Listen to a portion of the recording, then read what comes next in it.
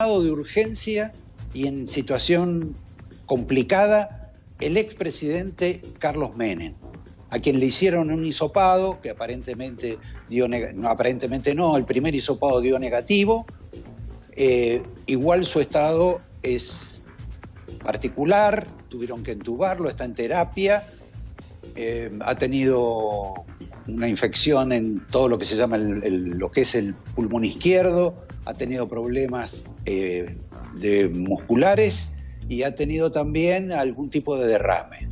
Está estable, pero digamos en una situación de riesgo.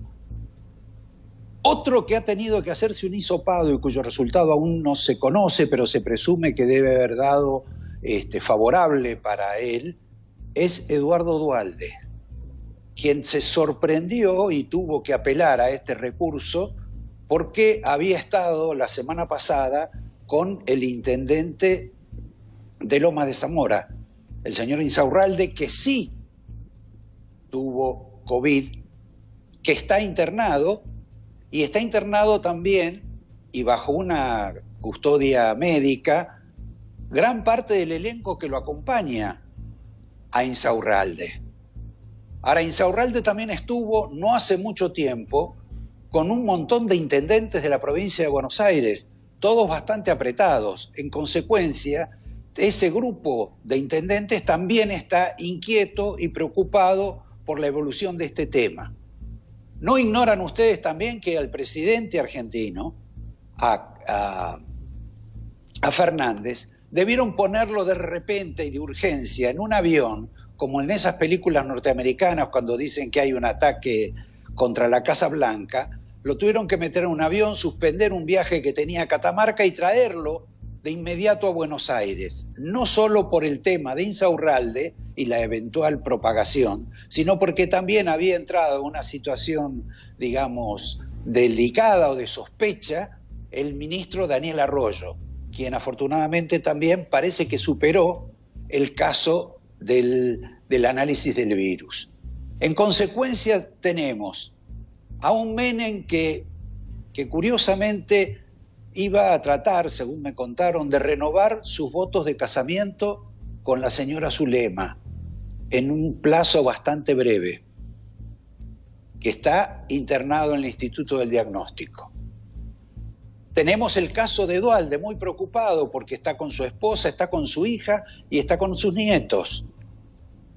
Está mejorando Arroyo, se supone. Está bajo custodia también Insaurralde y, bueno, Fernández debe estar preocupado por esto y además atento a las observaciones que se le fueron haciendo en diversas ocasiones y sobre las cuales también hablamos en el programa anterior con el doctor Wala. Pero bueno, vamos a suspender ese capítulo. Voy a plantearles una pregunta para que se interroguen, porque vamos a hablar un momento con Wala más tarde, sobre un caso que se está investigando. ¿El humo del cigarrillo es transmisor del virus, del coronavirus? Luego hablamos brevemente de eso. También vamos a hablar con él sobre otra novedad y en la cual uno casi debería hacer apuestas. Se incrementó la comida, se incrementó el alcohol, se incrementaron consumos y adicciones varias. La pregunta es, ¿las drogas han incrementado su venta? ¿La gente consume más drogas? Y el gobierno, en alguna medida, con estos mensajes tan particulares que da, sea porque el miedo ahora se acerca a los exgobernantes y a los gobernantes, decide estirar a un mes, hasta el 12 de julio, la cuarentena, a tener bajo custodia a 45 millones de argentinos en confinamiento, parcial, es cierto, mientras le cuesta investigar, controlar lo que pasa en algunos geriátricos, donde de pronto caen como moscas algunos de los que están allí internados. El programa de hoy tiene una característica en la cual me voy a remitir en 4 personajes. ¿Qué quiere el ministro de Seguridad de la provincia de Buenos Aires, el señor Sergio Berni. ¿Qué quiere ser? Es un capítulo interesantísimo de la vida política hoy de la Argentina, por una sencilla razón. Es la figura que más se ha destacado de la administración Fernández y no es una persona que ha tenido inalterabilidad en la opinión pública. Por el contrario, siempre ha ido creciendo. Vamos a hacer una revisión sobre este personaje desafiante, provocador, que tiene problemas con sus propios compañeros de gobierno, sea de la provincia o del orden nacional, y que responde a una sola persona, a Cristina de Kirchner. Pero su personalidad y su falta de prejuicio ideológico lo convierten en una figura interesante y en alguna medida casi, yo diría, semejante a la que tuvo en algún momento Juan Domingo Perón. Porque Juan Domingo Perón fue esquiador, boxeador, alpinista, etcétera, hizo la carrera militar y como coronel, digamos, llegó casi a la presidencia, casi no, llegó a la presidencia, y Berni asume posiciones parecidas. Es médico, cirujano de acción, digamos, de tienda de campaña, es abogado, es un hombre de acción y quiere ser coronel, porque él está bajo retiro en situación de teniente coronel. Dice que lo merece, que Macri lo perjudicó, porque estuvo aproximadamente 10 años en comisión y eso parece que no se lo contaron. Pero ya vamos a hablar de él. Vamos a hablar también de lo que quiere Eduardo Duhalde, más allá de lo afectado que está hoy por el tema del hisopado que le tuvieron que hacer, porque ha sido importante y ha estado en las reuniones con Alberto Fernández y es uno de los grandes cuestionadores de este papelón que está viviendo la Argentina con el caso de Vicentín, sobre el cual también nos vamos a referir. Pero antes que nada, quiero decirles quiénes van a estar de invitados y los invito a ver justamente a partir del problema que tuvo Carlos Menem, del problema que tiene Carlos Menem, una entrevista en 2 partes con el dirigente sindical, uno de los más tradicionales, más conocidos y que últimamente menos habla, que se llama Luis Barrio Nuevo. En la primera parte, bueno, lo hice hablar algo sobre Carlos Menem y en la segunda parte va a hablar sobre las cuestiones políticas, las necesidades y las críticas que tiene esta administración. El otro invitado es un economista, en realidad es un periodista de economía que se llama Guillermo Cohen. Definitivamente un hombre más que televisivo, un ex compañero de trabajo y quien tiene ideas absolutamente precisas sobre lo que está ocurriendo con el problema de la deuda externa argentina, que la semana próxima se tendrá, se supone, que definir y lo que vendrá después de esa definición. Empezamos entonces con el reportaje a Luis Barrio Nuevo. Es un mal día, Luis, para hacer un reportaje, porque desde que lo internaron a Carlos Menem anoche en un estado delicado, supongo que vos no debes estar un poco afectado. Estuve en contacto con Zulemita, sí, a la madrugada, y bueno, a la edad ya realmente cualquier enfermedad te perturba el organismo en general, y con todo lo que estamos viviendo, vos sabés que eso te asusta más todavía, pero bueno, Bueno, es un trance. Esperemos, por eso digo, esperemos que salga bien, viste que son temas que no es difícil, sí, no es fácil, y bueno, hay que encomendarse, como le decía a Zulemita, a Dios y a la Virgen del Valle, que es bastante milagrosa, ¿no? Yo conozco muchas anécdotas tuyas con Menem, además han sido públicas muchas. ¿Cómo lo conociste a Menem? Y yo nunca fui afecto al cafierismo, a la renovación. O sea, te digo, más bien soy un peronista de pura cepa, sin aditamentos.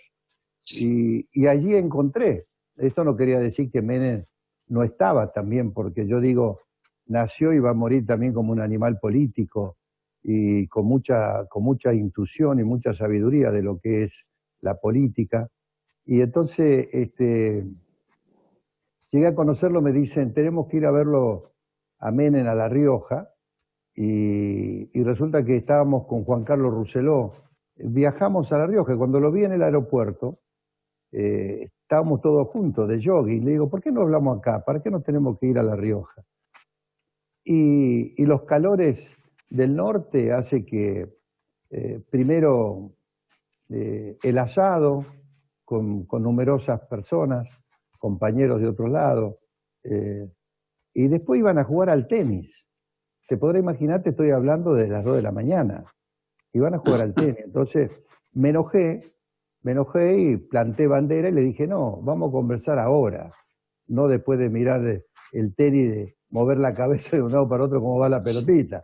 La ansiedad mía era otra, porque teníamos que volver a Buenos Aires, porque teníamos el acto en Morón con Rousselot. Entonces, y le digo, ¿a dónde están los recursos que para la campaña? Tenemos que enfrentar a Cafiero, que no era fácil.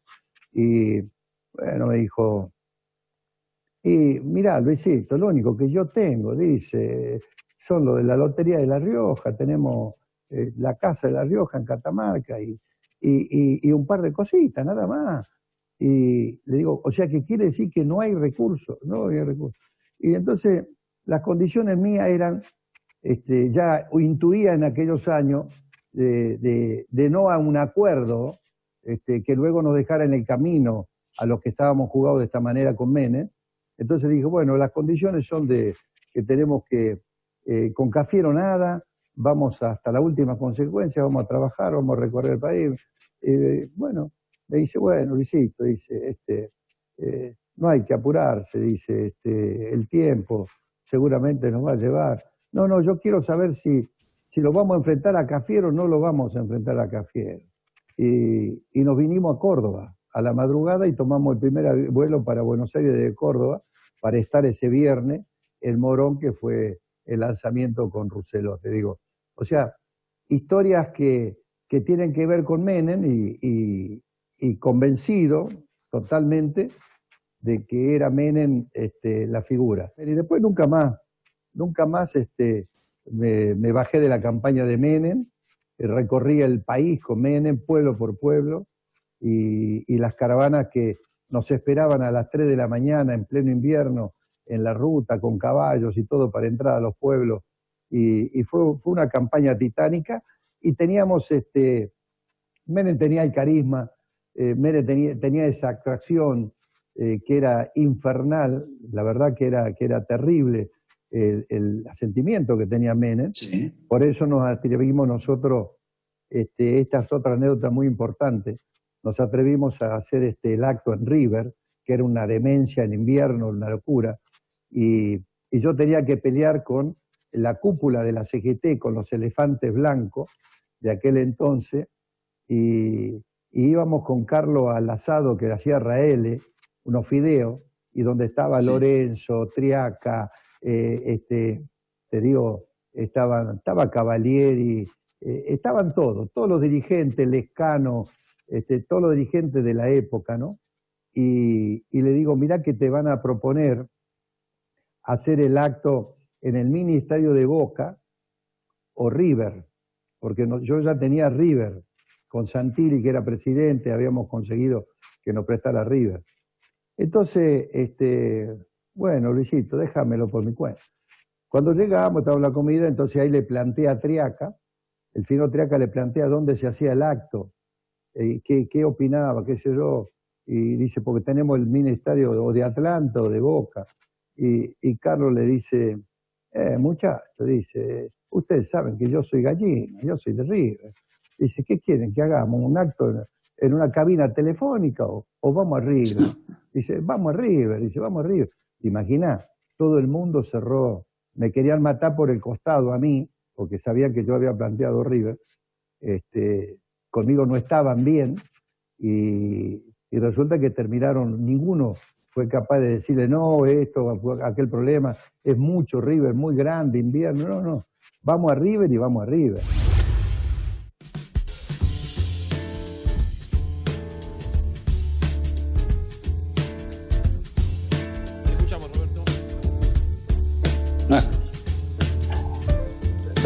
Sí, yo lo que quería seguir diciendo era, al margen de estos simpáticos recuerdos de Barrio Nuevo y Menem, justo por esta ocasión en que Menem está atravesando este particular trance, es que también vamos a referirnos en este programa a María Eugenia Vidal.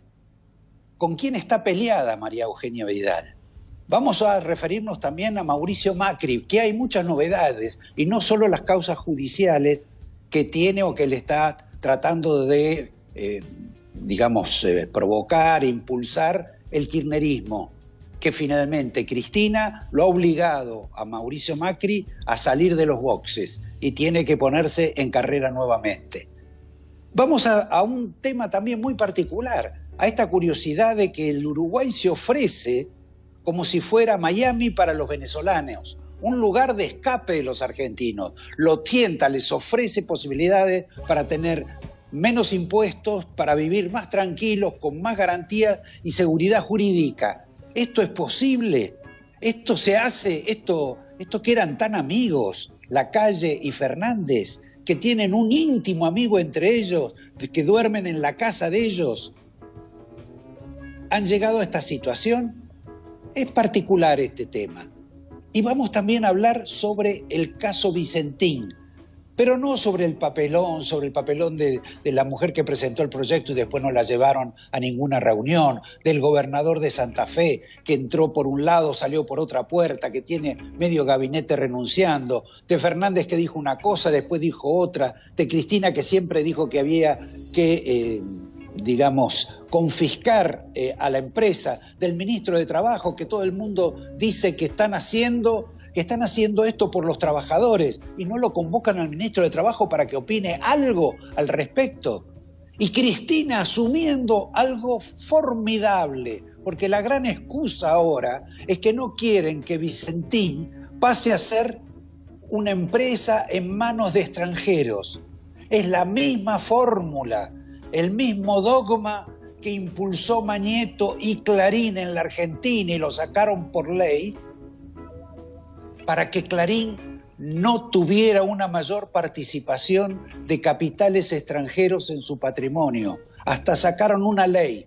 Vamos a ver si Cristina puede sacar una ley parecida con el tema de Vicentín, en el cual nadie reparó en un detalle, antes de pasar a la segunda parte de la entrevista con Barrio Nuevo.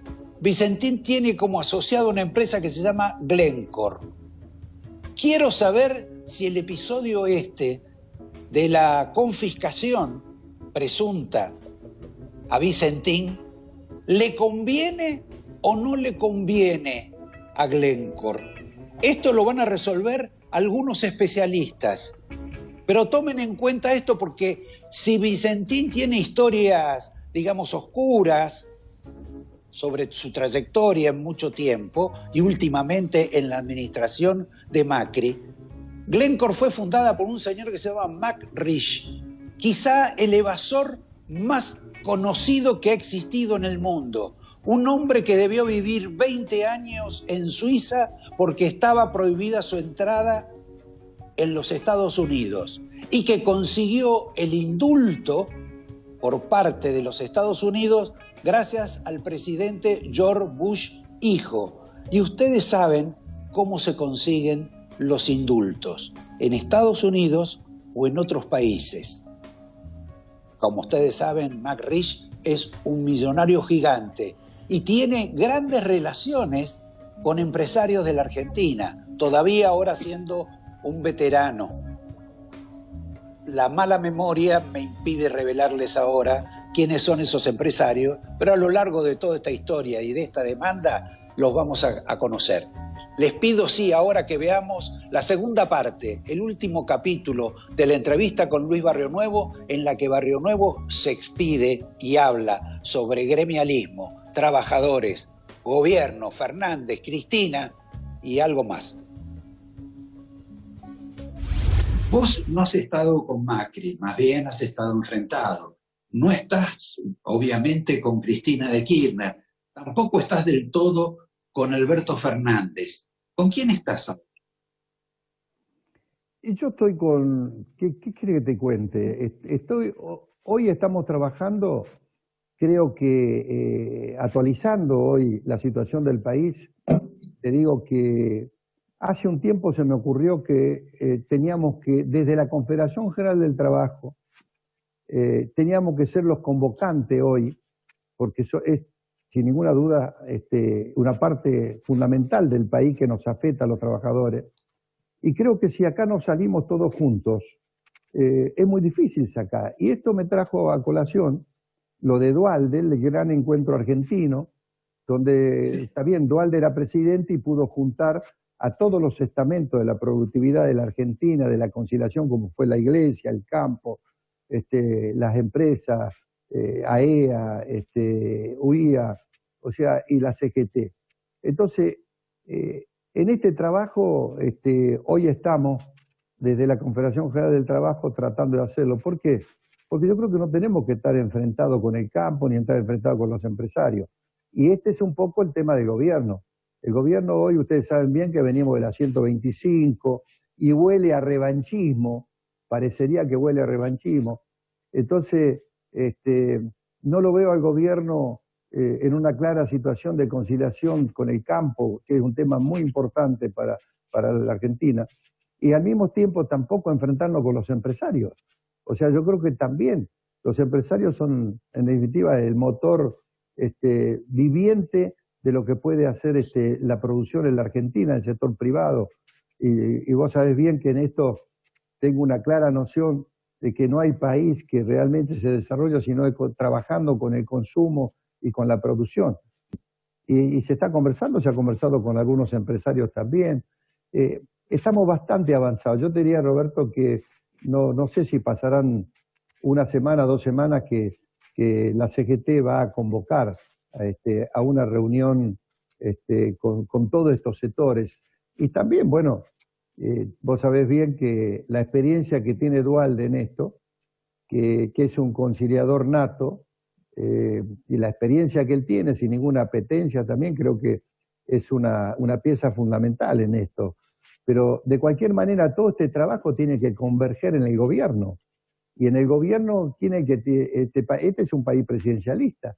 Todo esto tendría que converger en el presidente de la nación. O sea, y bueno, esto es lo que digo, vamos a trabajar en esto, vamos a articular, porque la preocupación mayor que tenemos nosotros, por lo menos mi visión, es el día después, que cada vez se dilata más el día después, que no sabemos cuándo es el día después, ¿no es cierto? Cuándo llegamos al pico y cuándo termina el pico. ¿Ustedes cómo ven el tema de esta señal de Vicentín, que al margen de la discusión que uno pueda tener, lo que plantea es si hay una suerte de doble comando en la Casa Rosada, por lo menos, porque dio y la impresión es como que impuso a alguien la situación. Roberto, en esto es es mi preocupación, y creo que se está haciendo cada vez más expansiva esta preocupación de que en un país presidencialista un doble comando no sirve. O sea, no nos da previsibilidad, no nos da garantía, no nos da seriedad, que es lo que necesitamos para adentro y para afuera, tener garantías, ¿no es cierto? Ser garante de lo que uno, de la palabra, de lo que uno puede firmar. Entonces te digo que esa sería una de las grandes preocupaciones, porque vos fíjate que nosotros estamos trabajando con Martín Redrado, arriba de esto está Roberto Labaña, un equipo de técnicos también muy capacitados, que realmente están preocupados por la situación económica, que son los que también integran todo este equipo que yo te comentaba recién, porque vos para tener algo con todos estos sectores que te hablaba de la vida, de la productividad de la Argentina, salir adelante, necesitas un proyecto y un plan económico, que no lo tenemos hoy, porque hoy no lo tenemos. Entonces yo te digo, volviendo al tema puntual hoy que nos aqueja a todos, que es el tema Vicentín, lo que yo te digo es que intervención no suena mal, te estoy hablando nada más que de intervención, no te estoy hablando de estatización, que es peor. Te estoy hablando de intervención militar, me viene a la historia de los golpes de Estado, la intervención. Cuando vos intervenís algo, a ver, no suena bien, y te lo digo yo desde el sector del movimiento obrero, porque por ahí tengo que intervenir una sesional porque anduvo mal, qué sé yo, y vos sabés que no suena bien tampoco, por eso uno trata de normalizar rápido, porque por lo menos a mí no me gustan este tema. Entonces la gravedad de esto, que si se llegó a este nivel técnico, como te lo explica Lozano, que él que estuvo en este tema, Sí. yo creo técnicamente que sí hubo algunos errores que se cometieron o faltaron a la ley que tiene que ver con el banco. Bueno, esto lo tiene que, a lo mejor, a través de la intervención que está hecha, lograr, ¿no es cierto?, de la intervención el informe real y ver de qué manera se puede resolver, porque no nos podemos volver a hacer cargo nosotros de estos temas, porque nunca dieron buenos resultados. Y si vos querés, estamos viendo los argentinos cómo se reparten la guita de los juicios de YPF cuando se intervino YPF. Entonces, Claro. todo eso te da bronca. Perdóname, vos mencionaste recién a Labaña como última pregunta. ¿Cómo se siente Labaña después de que lo llamaron para pedirles consejos sobre una negociación secreta, casi confidencial, por el tema de la deuda, y a las 48 horas les saltaron con este tema de la intervención y la expropiación, que a él le puso los pelos de punta, bueno, si es que tuviera, bueno, pelos tiene, así que ¿cuál es la reacción de él al respecto? Bueno, conversando con Roberto, indudablemente, claro, a las pocas horas de haber almorzado con el presidente, donde seguramente sugería terminar de una buena vez por todas, arreglar la deuda externa y empezar a ver cómo salimos de esto y cómo empezamos a crecer dentro de lo que es la pandemia o terminada la pandemia.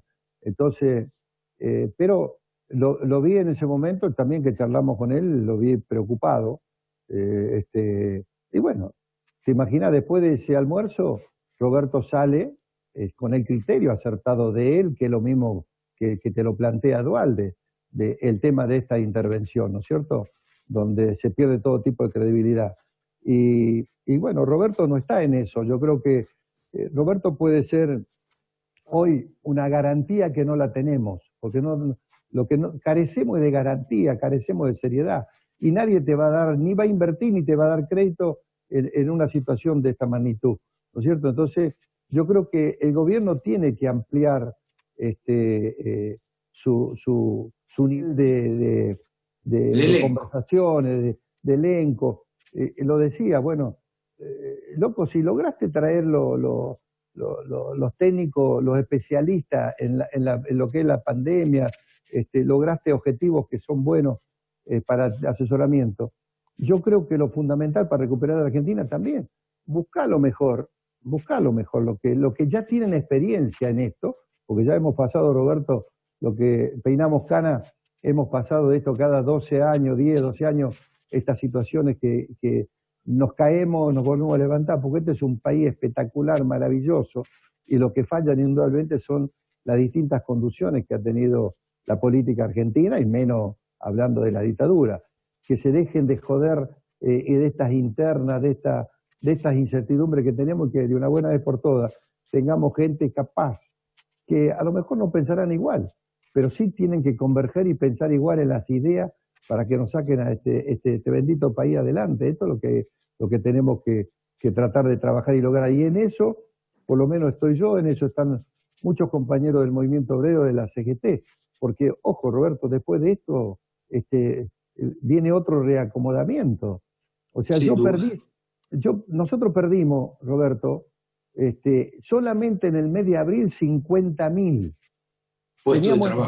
Veníamos a Las Piñas y llegamos a abril con 187.000 trabajadores directos blanqueados y nos quedamos con 127.000. Así que no sé qué nos depara para mayo, para junio, para julio. O sea, este es el tema que hace a un sector de más de 500.000 trabajadores y que viven todo de esto también, porque todo lo que tiene que ver con la gastronomía, sin ninguna duda, hay otros actores que convergen dentro del rubro de lo que hace el turismo y la gastronomía.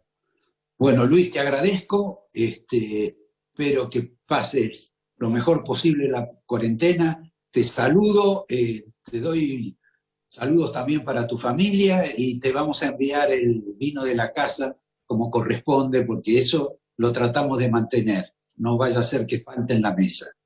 Te mando un gran abrazo y muchas gracias por el mensaje. Gracias, Roberto, y realmente yo todavía extraño los angelitos tuyos, así que bueno. Bueno, esos también van a estar, los tengo coleccionados en la pared, con nombre y apellido. Sí. Bueno, Roberto, gracias. Gracias. Hasta luego. Bueno, allí estaba la conversación de Roberto con Luis Barrionuevo sobre diversos aspectos y muchas definiciones, sobre todo para la gran pregunta, Roberto, que es el día después en la Argentina, porque hoy hablamos todos de la pandemia, si va a continuar o no la cuarentena. Ahora, ¿alguien está pensando? Evidentemente lo dijo Barrionuevo, hay un grupo de dirigentes, economistas que sí empiezan a pensar en la pospandemia.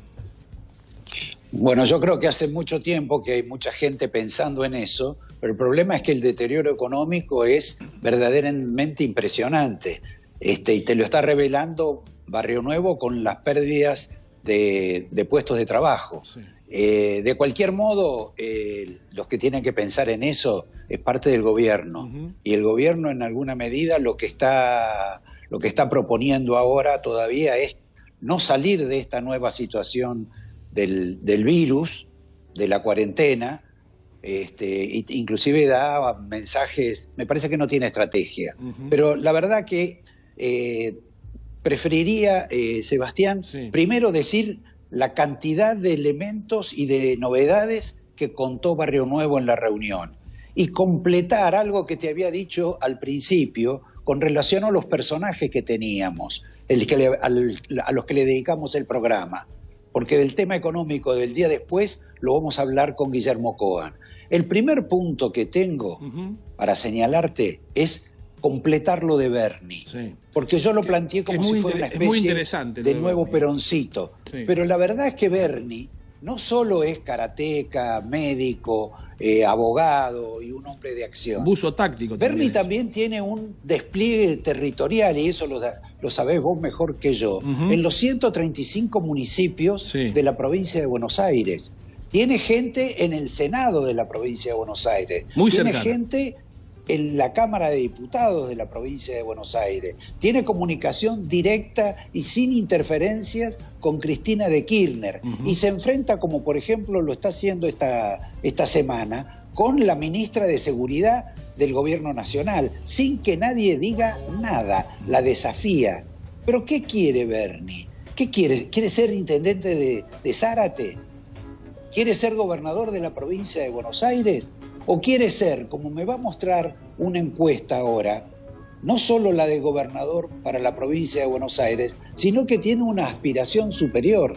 Porque en última instancia está en una carrera política y se considera diferente al resto de los políticos. Y hay un dato, él está alcanzando casi parámetros de 60% de aprobación a su figura. Y simultáneamente también hay un parámetro de aceptación de lo que es, y normalmente en estas situaciones de crisis suelen ocurrir, lo que son los militares. Hay respeto por los militares, respeto, por ejemplo, en la villa de emergencia, en los barrios populares. Ahora, atento Roberto...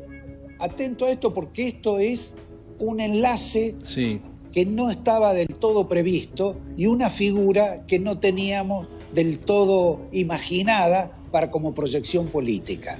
Sobre las otras, sobre todo María Eugenia Vidal, y sobre si la Argentina va a convertirse en Venezuela y Uruguay en la Miami de los venezolanos, lo vamos a hablar después del corte. Y sobre todo lo de Vidal vas a tener que hablar un rato vos.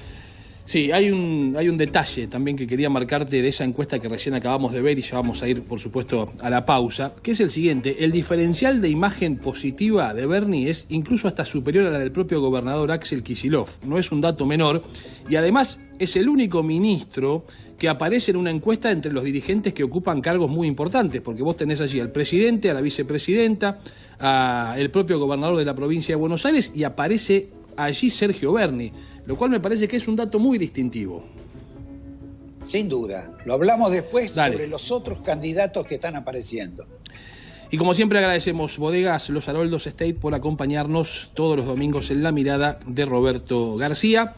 El acompañamiento de siempre, Los Haroldos Estate.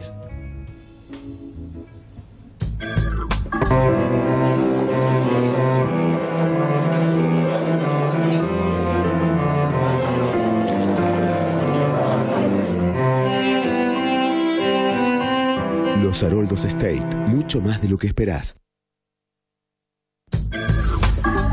En tiempos de vacilación y ansiedad, la tendencia natural sería esperar. A medida que el contexto evoluciona, surgen nuevos desafíos y oportunidades. La adaptación de las empresas a estas circunstancias produce la necesidad de cambios e innovación. Por eso, Adrián Mercado te acerca a Subastas Online, el espacio virtual en el que vendedores y compradores optimizan distancias y tiempos. Renová y comprá activos con el especialista. Conectate con Adrián Mercado Subastas Online.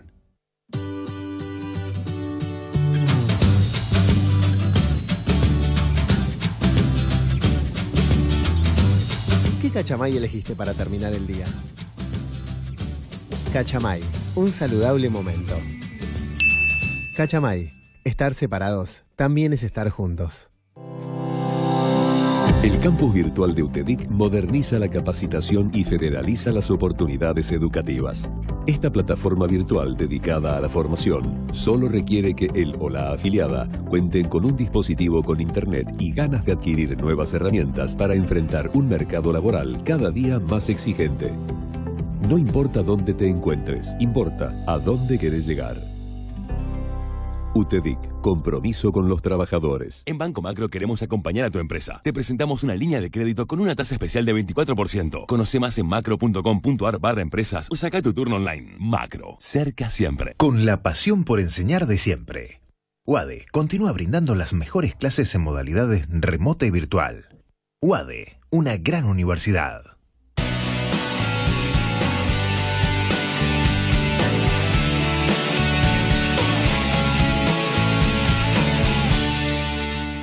Desde el primer momento de la mañana hasta el último gustito de la noche. Arcor, alimentando cada momento del día. En Argentina hay salas de terapia intensiva que necesitamos reservar para casos complejos y urgentes. Nuestros médicos y enfermeras trabajan 24 horas pensando en vos, en tus hijos y en tus padres. Cuidemos a nuestras médicas, enfermeros, nuestros mayores y nuestros hospitales, quedándonos en casa. Es un mensaje de Pervinox, el antiséptico más utilizado en todos los hospitales de nuestro país. En Divanlito tenemos el regalo perfecto para papá. Te presentamos nuestra colección exclusiva de sillones de relax con la última tecnología en confort. Aprovecha este mes y obtené hasta un 40% off y 18 cuotas sin interés. Compra online en divanlito.com.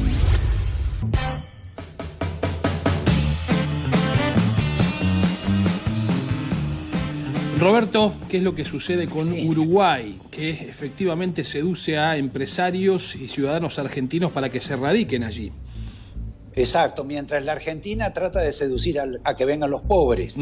De este tema sobre los ofrecimientos fiscales, económicos, que el Uruguay le está haciendo a la Argentina, a los ciudadanos argentinos, para mudarse al Uruguay, siendo como una especie de Miami por seguridad jurídica, como se le hacía a los venezolanos que se mudaron, hemos estado hablando con Javier García. Así que te voy a pedir si me activas esa nota para ver qué dice este joven.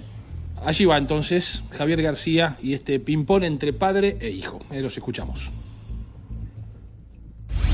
Da la impresión de que el Uruguay se quiere convertir en la Miami que fue para los venezolanos, que por discrepar con la administración Chávez se llevaron, se mudaron, se llevaron la plata, los que pudieron.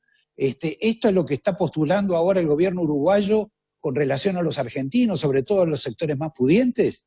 En realidad esto se puso muy de moda esta semana porque Uruguay flexibilizó los requisitos para que los argentinos o los extranjeros en general pudieran obtener la residencia fiscal en el país como una forma de invitar a las familias a que se radicaran en el vecino país. Esto, si bien es muy interesante y mucha gente lo vio con mucho interés, no es tan Sobre sencillo. todo porque se pagan menos impuestos. Claro, porque aparte no solo bajó los montos que se requieren para poder obtener la residencia fiscal allá, sino que hay un perdón o un tiempo de gracia en el cual el nuevo residente no pagaría impuestos entre 5 y 10 años. Esto obviamente fue muy tentador para muchos argentinos que, bueno, allá no hay impuestos a la riqueza y no hay determinadas cosas. Incluso el discurso del presidente uruguayo fue: invitamos a todos aquellos, apostamos al capital, apostamos a la inversión y apostamos sobre todo a la seguridad jurídica, algo que en Argentina está tan discutido últimamente. Suponete que vos o cualquiera dice, bueno, realmente la verdad que no me gusta esta administración de los Fernández, me cansé, me aburrí de pagar impuestos. ¿Es tan fácil mudarse o hacerse residente fiscal uruguayo? ¿Esto tiene alguna posibilidad de que se produzca un éxodo? No, es realmente muy complejo el trámite porque ni el gobierno uruguayo ni el gobierno argentino tienen interés en que esto sea un dibujo fiscal. Quiere decir que yo ejerza mi profesión aquí o que la gente mantenga sus propiedades en el país y solo haga una residencia fiscal en Uruguay a los fines de disimular impuestos o no pagar determinadas cosas. El trámite es muy engorroso y la realidad es que para poder hacer efectivo este beneficio que plantea Uruguay, uno tiene que, más que cambiar la residencia fiscal, tiene que hacer una decisión de vida y mudarse definitivamente a otro país. O sea que la tentación es para aquellos que hoy son grupo de riesgo por el tema del virus, pero que tienen plata y que casi les daría lo mismo vivir en un lugar o en otro. Es una forma de convocar más a los ricos, que al revés de lo que hace la Argentina, que en general convoca a los pobres de países vecinos. En realidad es un incentivo hacia que las familias pudientes y con capital, con la posibilidad de hacer inversiones, se radiquen en Uruguay en términos de familia y de capital. Y también por una forma de Uruguay de diferenciarse de esta... No hay simpatías entre ambos gobiernos y pareciera ser como que Uruguay, ante cada traspié o situación del gobierno argentino, establece este tipo de incentivos o declaraciones. Lo mismo ocurrió con la ley de alquileres, con lo que busca también diferenciarse y mostrar que ellos van para un rumbo diferente al que vamos nosotros. ¿Y en qué se diferencian? Y Uruguay, a la diferencia de la Argentina, aprobó esta semana una ley de alquileres que tiene una intervención del Estado muy fuerte, regulando la actividad entre privados, dando más beneficios a los inquilinos, a la figura del inquilino, y en cambio Uruguay está propugnando una ley de alquileres en la cual busca flexibilizar eso y dejar en claro que es un acuerdo entre privados en el cual el Estado se empieza a retirar y diciendo como algo así como que flexibiliza el plazo y flexibiliza también la posibilidad del desalojo, hace una especie de desalojo express y para los inquilinos da la posibilidad de que no tengan garantía, retirándose completamente de la negociación entre privados. Ah, entiendo. Bueno, vos sabés que en la primer gobierno de Juan Domingo Perón, las personas que más se opusieron a la administración del gobierno de Perón fueron aquellos propietarios que tuvieron congelados los alquileres, donde no pudieron hacer desalojos, y verdaderamente muchísimos fueron en la ruina después de haber ahorrado. Bien, Javier, te agradezco y en 2 minutos vamos a volver a charlar sobre el tema de la frase de la semana.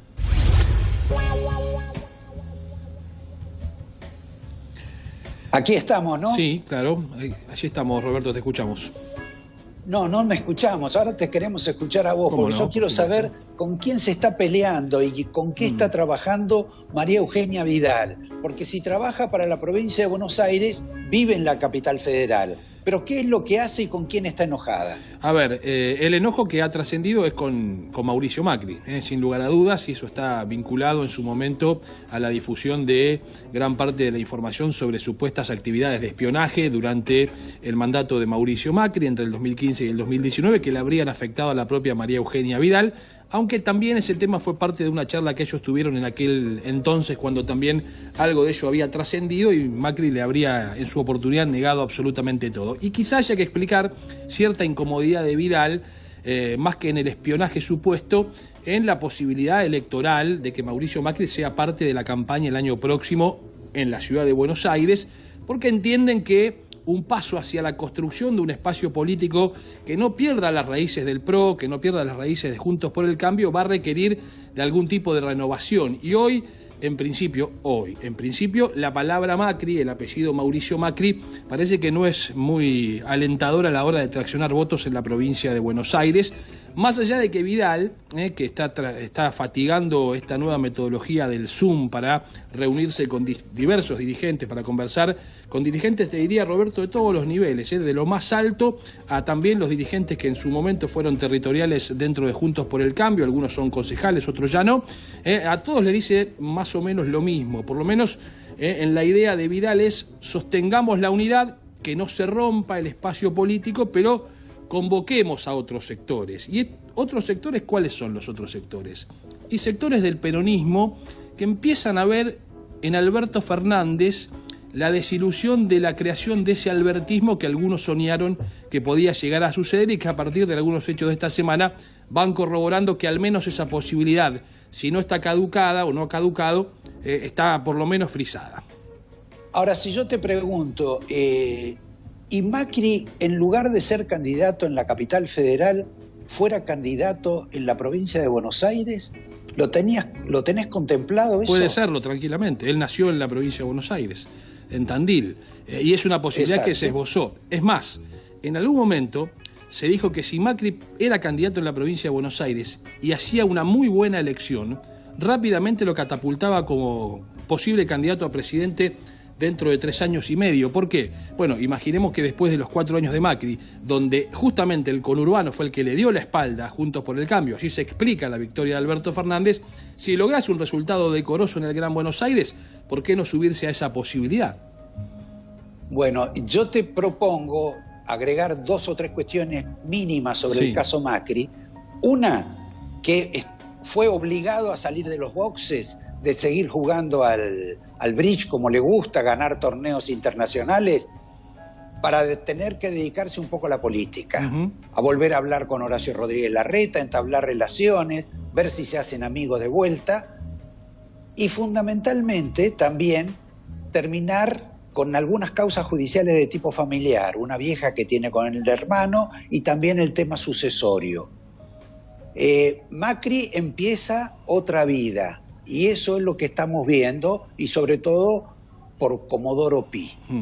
Pero salgamos de la política y vamos al día después que propusiste vos antes en materia económica, que fue parte de la charla que tuvimos con nuestro colega, amigo, compañero, Guillermo Coan, el televisivo Guillermo Coan, que nos dijo lo siguiente. Antes que nada, quiero hacerte una pregunta, quiero resolver una inquietud. ¿Recibiste, te mandaron el librito, el manual de la razón por la cual los funcionarios vinculados al gobierno, los legisladores, supongo que los simpatizantes, tienen que aprender y saber el contenido de la razón por la cual se interviene y se expropia a Vicentín?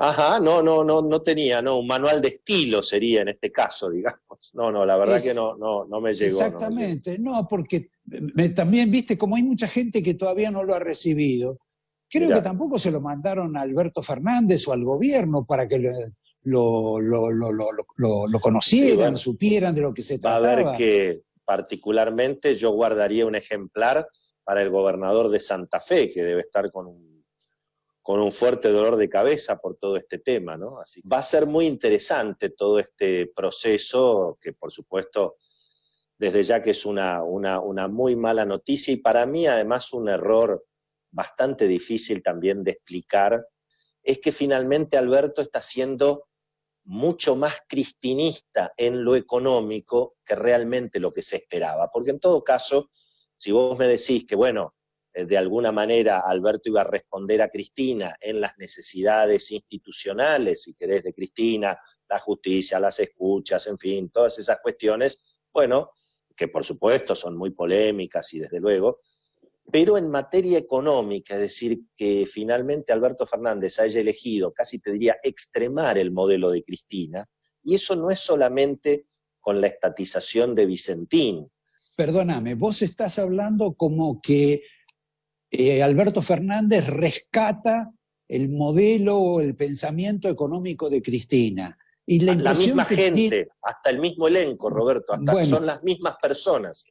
Bueno, en algún aspecto tiene cierta lógica porque es la continuidad de su gobierno.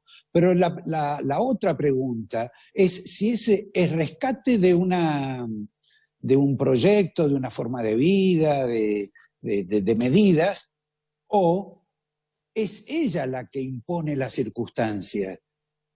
Bueno, ahí hay varias cosas, ¿no? Digamos, mirando para adelante, como siempre nos gusta a nosotros, Roberto, la pregunta es si esto, digamos, no es el inicio de ese nuevo contrato social. Por ejemplo, lo de Vicentín no es el primer paso para hacer la empresa argentina de alimentos. Y bueno, eso por supuesto significaría también posiblemente una nueva estatización ruinosa y un riesgo porque el Estado se está metiendo en, yo te diría, uno de los pocos sectores dinámicos, muy eficientes, que generan mucha riqueza, que es todo el sector agropecuario, porque vos pensás que hay 50 Vicentines. Vicentín incluso no es ni siquiera el jugador más importante. No, claro. Y bueno, y esos 50 Vicentines son los que hicieron la revolución del campo en la Argentina, son los que construyeron los puertos, digamos, toda la agroindustria, el biodiesel, es lo que genera 30, 40 mil millones de dólares todos los años para la Argentina, y es el principal pagador de impuestos de la Argentina. Ahora, eso ¿Para vos te imaginás ese fantasma? Sí. Y bueno, yo creo que sí, porque vuelvo a repetir, porque, digamos, además de la cuestión política, que eso también existe, porque da la sensación de que es como que acá también hay una vendetta contra Macri, entonces se lo quiere presentar, creo que a Nardelli, como si fuera el Lázaro Báez de Macri. Por supuesto que bueno, hay mucho que estos muchachos, y si ves la lista de fúnebres del Banco correcto. Nación, donde también está Pescarmona, donde está Cañuelas, que no sé qué van a hacer por esos. Bueno, por supuesto, eso es una larga historia de la Argentina, pero entonces lo que corresponde, a mí me hubiera gustado, pero bueno, por supuesto no es el modelo que eligió el presidente, a mí me hubiera gustado que el que las hace las paga.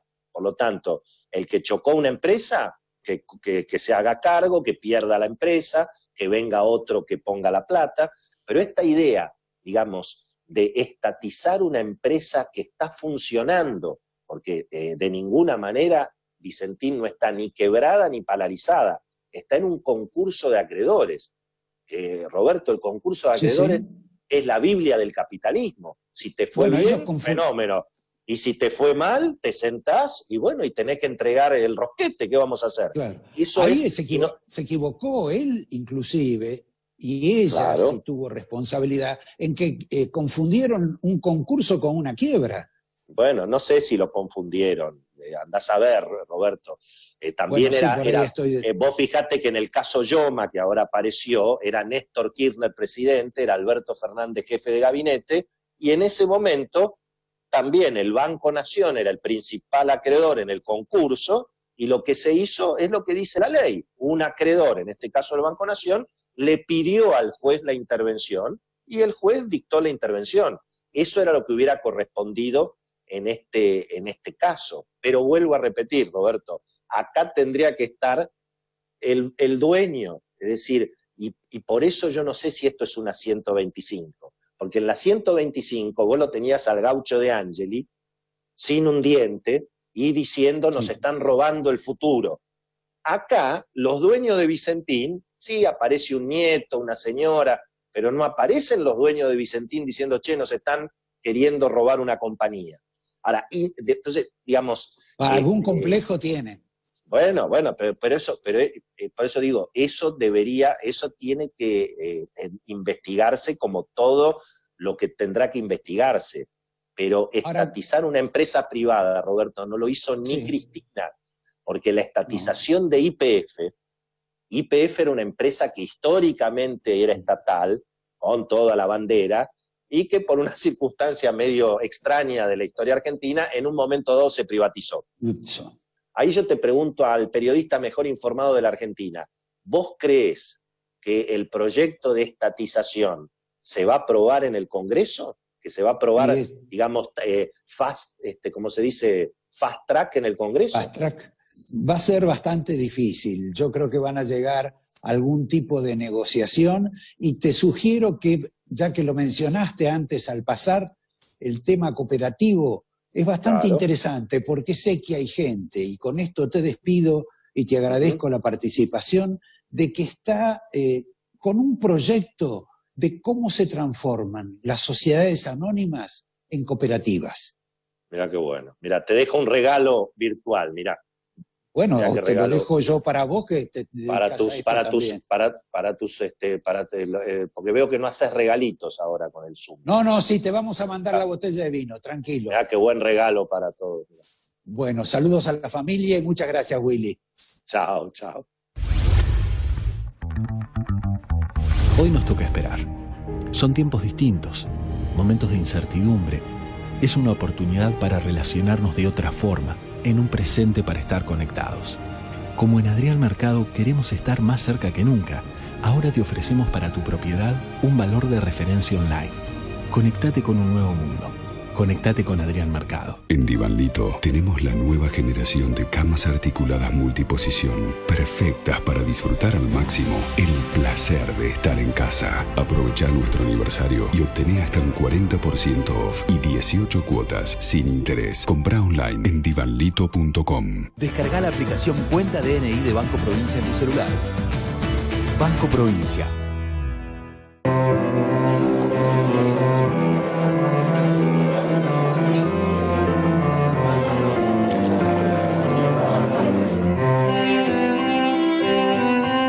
Los Haroldos State, mucho más de lo que esperás. El esfuerzo valió la pena. No nos descuidemos ahora. Cuarentena responsable. Informate en la web o chatea con la ciudad al 11 50 50 0 147. Cuidarte es cuidarnos. Buenos Aires Ciudad. Banco Ciudad. Te quiere ver crecer. OSPE, Obra Social de Petroleros. Conoce todos los beneficios que tenemos para vos en ospesalud.com.ar.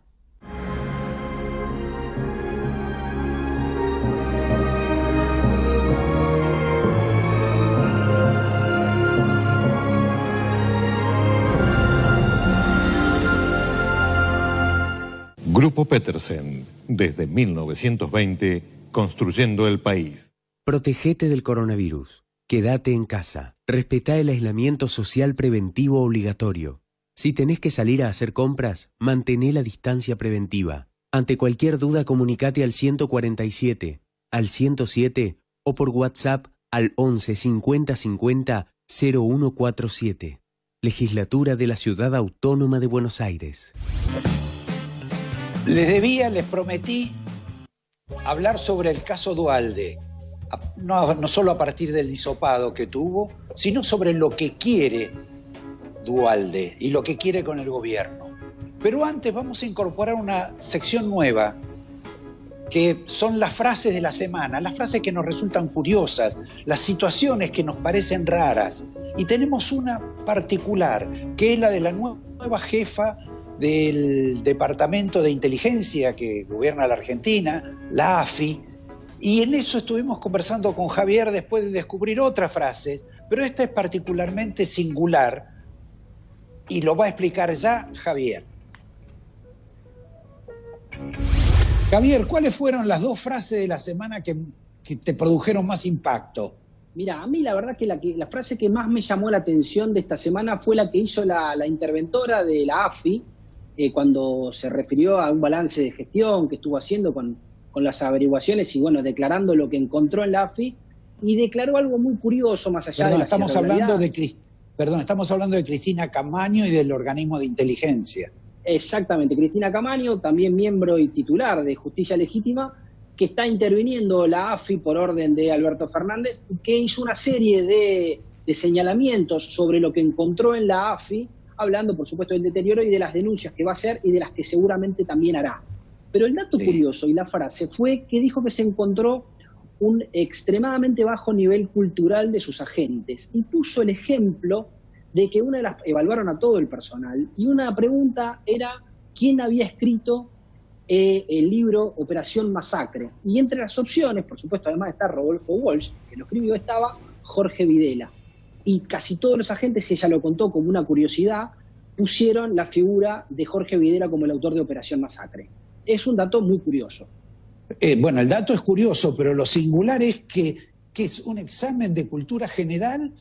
Quisiera saber cuál es, si uno le tuviera que tomar examen a la ex fiscal, si leyó, aparte de los fusilamientos de José León Suárez, si leyó, no sé, el caso Satanowski, si leyó ella, ¿no? Digo, si leyó quién mató a Rosendo García, si leyó alguno de los cuentos de Walsh y sobre todo si leyó algo fantástico en la vida de Walsh, que fueron sus traducciones de las series negras de las novelas policiales, sobre todo la de Ross MacDonald. Si le tomáramos examen mañana a la interventora en la AFI sobre este tema y sobre el desconocimiento que necesariamente no tendría que tener, ¿qué puntaje recibiríamos? Bueno, por ahí tenemos la sorpresa de que es un especialista, ¿no?, en el caso Walsh.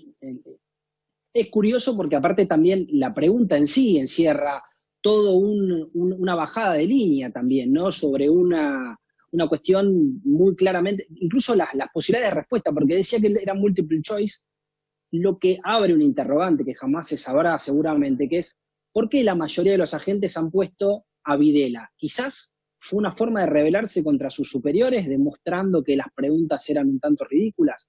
No lo sabremos tampoco, pero sé. Es curiosa la respuesta. Te agradezco, Javier, y después seguimos. Bueno, Roberto, vamos a avanzar en, obviamente, el consultorio del doctor Guala. Vos dejaste planteado en el comienzo del programa un tema muy interesante sobre qué es lo que pasa con el consumo de drogas en tiempos de cuarentena. Sí, y hay un dato más, que es la investigación que está en curso sobre si el humo del cigarrillo es agente transmisor del virus.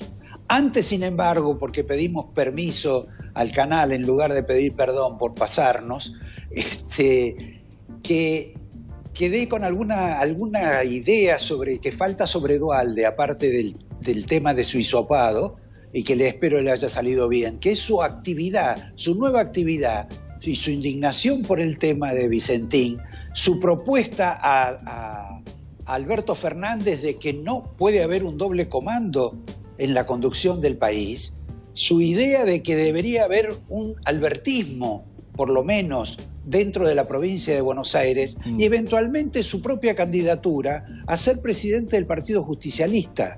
Es todo un capítulo nuevo que hay, una energía también nueva por parte de Duhalde. Pero ahora vamos sí al consultorio de Guala, casi ya despidiéndonos, para que nos diga verdaderamente si además de consumo de alcohol, de comida y de otras cuestiones, en la Argentina se incrementó el uso de drogas y también de técnicas para introducir la droga en la cuarentena, y el capítulo final sobre ese mensaje doble, ambiguo y particular que están dando los gobiernos, el nacional, el de la provincia de Buenos Aires y el de la ciudad de Buenos Aires, sobre la forma de tratar al virus, al coronavirus.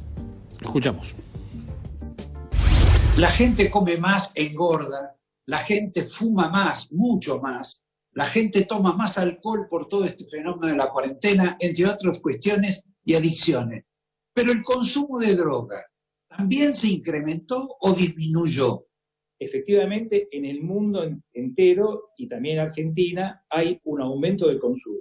41% de las personas aumentaron la frecuencia de consumo, 30% aumentó la cantidad de consumo y un 20% de las personas violó y admitió violar la cuarentena para conseguir drogas. Este es un estudio epidemiológico de la Universidad de Córdoba y lo mismo que ha ocurrido acá ha ocurrido en diferentes partes del mundo. O sea que la cuarentena uno suponía que la cuarentena iba a trabar el negocio de la droga, porque la gente iba a salir menos, etcétera. Tienen que haber cambiado los métodos para poner la droga en los consumidores. Mire, en Estados Unidos, efectivamente, porque aumentó el control policial, las personas se vieron necesitadas de cambiar de drogas. ¿Eso a qué llevó? A que usen otras drogas, es decir, que use la droga que conseguía, con lo cual aumentó riesgo de sobredosis y riesgo de muerte. Ahora, quería sacarlo un poco de ese tema para un capítulo que me parece que es sobrecogedor en la Argentina, y que son los mensajes dobles, la sensación de que pasado mañana nos van a poner un cerrojo en las puertas y que otros nos dicen que en realidad no, van a estar todas las puertas abiertas. ¿Y en qué nos afecta? Bueno, nos afecta mucho porque las personas tienen que elegir entre cuidar la salud mental o cuidar el contagio. Y ya vemos que hoy por hoy hay incumplimiento, en términos, algún incumplimiento o cumplimiento parcial de la cuarentena. Tenemos que tener cuidado porque si no se comunica bien, las personas van a ingresar en un sistema de descreencias y eso puede ser peligroso porque del cumplimiento parcial se pasa al incumplimiento y del incumplimiento luego se pasa a cierta forma de desacato porque cada persona o cada grupo humano va a intentar reducir su factor de angustia. Por un lado, salir a correr. O sea que tenemos que pedir que Kicillof, Fernández y Rodríguez Larreta, por lo menos ellos tres, más Ginés González García, se pongan de acuerdo en el mismo mensaje. Se pongan de acuerdo porque básicamente, repito, cuando se pierde la confianza, cuando no se entiende el mensaje y cuando no hay comprensión y no hay claridad, eso defectúa la creencia. Al defectuar la creencia, el compromiso para llevar adelante una pauta normativa cae. Estas explicaciones que nos da el doctor Wallace casi todos los domingos verdaderamente nos abren la cabeza sobre las nuevas situaciones que está atravesando la Argentina y especialmente sobre lo que dijimos antes, sobre una falta de estrategia por parte del gobierno con algo que todo el mundo ignora, porque en Estados Unidos, por ejemplo, hay más estados, se van sumando más estados con la expansión del virus y sin embargo cada vez se flexibiliza más. También hay países, qué sé yo, como Dinamarca, donde ha sido exitosa su política y donde casi no se exige el uso del tapabocas o del barbijo. Es bastante complejo todo este tema. Sebastián, estamos para despedirnos, hablamos sobre la salud de Menem, sobre ese casamiento que ha quedado o esa renovación de votos de él que ha quedado en suspenso, sobre el hisopado de Duhalde, sobre lo que está detrás de Glencore en el caso Vicentín, sobre todo lo que no sabemos aún de todo lo que hay atrás del caso Vicentín, que también es una cuestión de plata. Y también, para cerrar, sobre esta nueva personalidad política que aparece en el escenario argentino, que es Sergio Berni, con una característica diferente, al margen de que sea militar, médico o abogado.